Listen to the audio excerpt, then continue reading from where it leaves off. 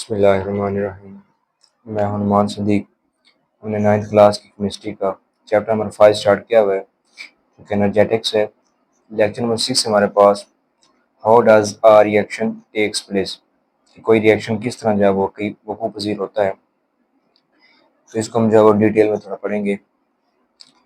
कोई भी रिएक्शन होगा तो उसमें दो चीज़ें मेन होती हैं, एक रिएक्टेंट होती है और दूसरी प्रोडक्ट होती है। रिएक्टेंट को हम आर से रिप्रेजेंट कर देते हैं और प्रोडक्ट को पी से रिप्रेजेंट करते हैं। रिएक्टेंट क्या होता है? सब्सटेंसेस दैट कंबाइन, ऐसी अशिया होती हैं, ऐसी सब्सटेंसेस होती हैं जो आपस में कंबाइन होती हैं और उनसे फिर नई अशिया यानी प्रोडक्ट बनती हैं। ट्रांजिशन स्टेट फॉर्म, जब रिएक्टेंट आपस में कोलाइड करते हैं तो उससे क्या होता है कि ट्रांजिशन स्टेट बनती है। ट्रांजिशन स्टेट क्या होती है? State before product formation. ये ऐसी स्टेट होती है कि ना अभी जो है वो रिएक्टेंट और प्रोडक्ट के दरमियान वाली स्टेट है कि प्रोडक्ट अभी बने नहीं है, यानी प्रोडक्ट बनने से पहले की जो स्टेट होगी वो ट्रांजिशन स्टेट होगी।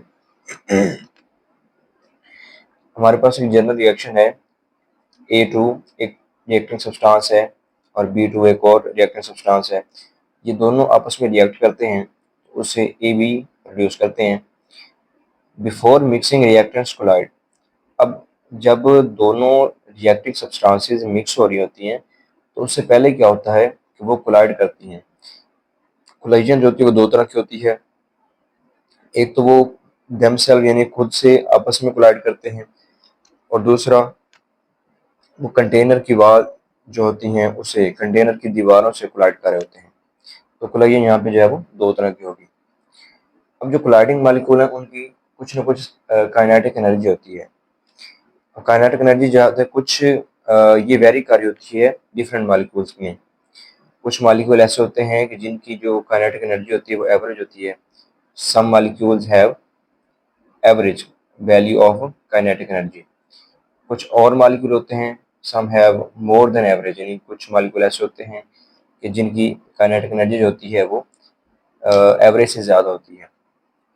तो ऐसे मॉलिक्यूल जिनकी एनर्जी जो है वो एवरेज से ज़्यादा होगी उन मॉलिक्यूल को एक्साइटेड मॉलिक्यूल का नाम देते हैं। जब एक्साइटेड मॉलिक्यूल आपस में कोलिजन करते हैं तब क्या होता है? Excited molecule collide and produce transition state. जब एक्साइटेड मॉलिक्यूल आपस में कोलाइड करते हैं जो कि उनकी एनर्जी ज़्यादा है तो वो ट्रांजिशन स्टेट प्रोड्यूस करते हैं। इसको हम यूँ समझ सकते हैं कि हमारे पास दो रिएक्टिव सब्सटेंस हैं, एक A2 है और B2 है। अब ए के जो कि दो एटम है तो इनका पहले जो है वो मिक्स होने से पहले आपस में बॉन्ड बना हुआ था और बी के दो एटम है तो इनका भी आपस में बॉन्ड बना हुआ था। जब इन दोनों आपस में मिक्स हुए तो ए के दरमियान यानी दोनों ए के दरमियान जो बॉन्ड था ये टूटना शुरू हो गया और ए और बी के दरमियान बॉन्ड बनना शुरू हो गया। इसी तरह बी के मॉलिक्यूल के दरमियान यानी दो एटम थे तो दोनों एटम के दरमियान एक बॉन्ड था, ये बॉन्ड जो था ये टूटना शुरू हो गया और यहाँ पे जो ए और बी के दरमियान बॉन्ड बनना शुरू हो गया। यानी यूँ समझ लें कि ये वाला जो बॉन्ड है वो इधर को शिफ्ट हो जाएगा और ये वाला जो बॉन्ड है वो इधर को शिफ्ट हो जाएगा। तो इस तरह A B plus A B यानी ए बी के दो मालिक्यूल प्रोड्यूस होंगे जो कि हमारे पास प्रोडक्ट है।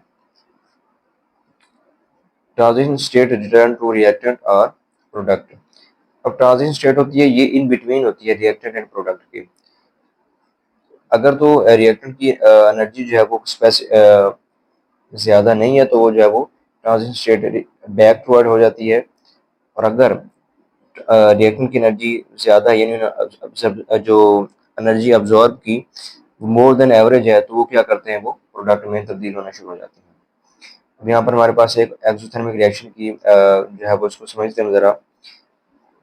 एक्स एक्सिस के लॉन्ग जो है वो रिएक्शन कोऑर्डिनेट है और वाई एक्सिस का लॉन्ग जो है वो एनर्जी की वैल्यू है। अब रिएक्टेंट्स जो हैं वो इनकी एक्सोथर्मिक क्या होता है?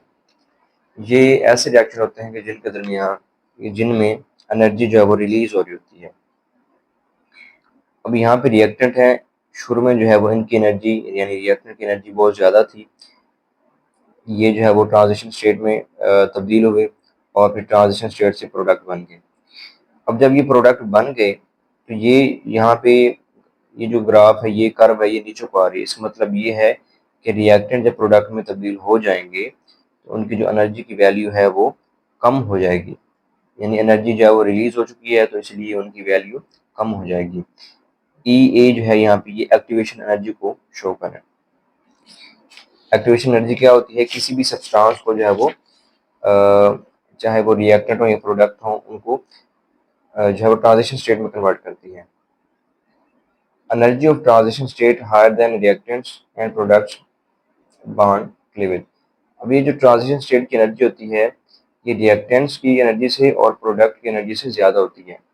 इसकी वजह ये है क्योंकि यहाँ पे बॉन्ड की जो ब्रेकेज है वो प्रोग्रेसिवली होती है, यानी बॉन्ड जो है वो साथ साथ जितने भी बॉन्ड होंगे वो आपस के, जिस तरह मैंने एग्जांपल पढ़ी कि जी ए का ए के साथ जो बॉन्ड था वो टूट जाता है और बी का बी के साथ जो बॉन्ड था ये भी टूट जाएगा, तो ये बॉन्ड ब्रेकेज हो रही होती है। इस वजह से जो ट्रांजिशन स्टेट है इसकी एनर्जी रिएक्टेंट से भी ज़्यादा होती है और प्रोडक्ट से भी ज़्यादा होती है। Activation energy, energy absorb by molecule to be converted into transition state. वो वाली एनर्जी होती है जो कि कोई भी मॉलिक्यूल अब्जॉर्ब करता है और ये कन्वर्ट हो जाता है प्रोडक्ट के अंदर।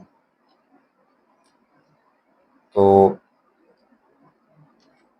जब कोई मॉलिक्यूल एनर्जी अब्जॉर्ब करके प्रोडक्ट में कन्वर्ट हो जाता है तो उसमें एनर्जी का डिफरेंस आ जाता है कि अब एनर्जी जो रिएक्टेंट की एनर्जी होती है वो उसकी वैल्यू डिफरेंट होती है, प्रोडक्ट की एनर्जी की वैल्यू डिफरेंट होती है। तो ये इसको हीट हीट कंटेंट की फॉर्म में इसको शो करते हैं जो कि उस रिएक्शन की इंथैल्पी होगी। अब यहाँ पे हमारे पास एक और रिएक्शन है एंडोथर्मिक रिएक्शन, इसको भी हम ग्राफ से समझ सकते हैं। एंडोथर्मिक रिएक्शन ऐसे रिएक्शन होते हैं कि जिनमें एनर्जी अब्जॉर्ब हो रही होती है। अब यहाँ पे वाई एक्सिस के अलॉन्ग एनर्जी है और एक्स एक्सिस के अलॉन्ग रिएक्शन कोऑर्डिनेट है। रिएक्टेंट्स जो थे ये कन्वर्ट हो गए ट्रांजिशन स्टेट में एनर्जी को अब्जॉर्ब करके। जब इन्होंने एनर्जी अब्जॉर्ब कर ली तो इनकी जो एनर्जी की वैल्यू थी वो पहले की निस्बत बढ़ गई। तो यहाँ पे कर्व जो है वो रिएक्टेंट प्रोडक्ट की कर्व जो है वो रिएक्टेंट से ऊपर है। इसका मतलब यही है कि यहाँ पे जो प्रोडक्ट की एनर्जी है वो रिएक्टेंट की एनर्जी से ज़्यादा है और यहाँ पे डेल एच की वैल्यू है ये पॉजिटिव है। इसका मतलब ये है कि एनर्जी अब्जॉर्ब हो चुकी है यहाँ पे।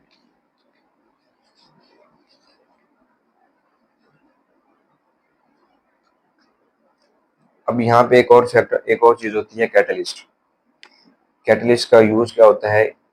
पहले तो इसकी डिफाइन देख लेते हैं। कोई भी ऐसी सब्सटेंस होती है that change the rate of reaction, कोई भी ऐसी सब्सटेंस जो किसी रिएक्शन का रेट चेंज कर देती है, यानी बढ़ा देती है या कम कर देती है। अब ये क्या करती है, इसका फायदा क्या है? Catalyst decrease activation energy. Catalyst होती है वो एक्टिवेशन एनर्जी को कम कर देती है। जब एक्टिवेशन एनर्जी कम होगी तो उससे क्या होगा कि ज़्यादा रिएक्टेंट प्रोडक्ट में कन्वर्ट होंगे, मोर रिएक्टेंट कन्वर्टेड इनटू प्रोडक्ट।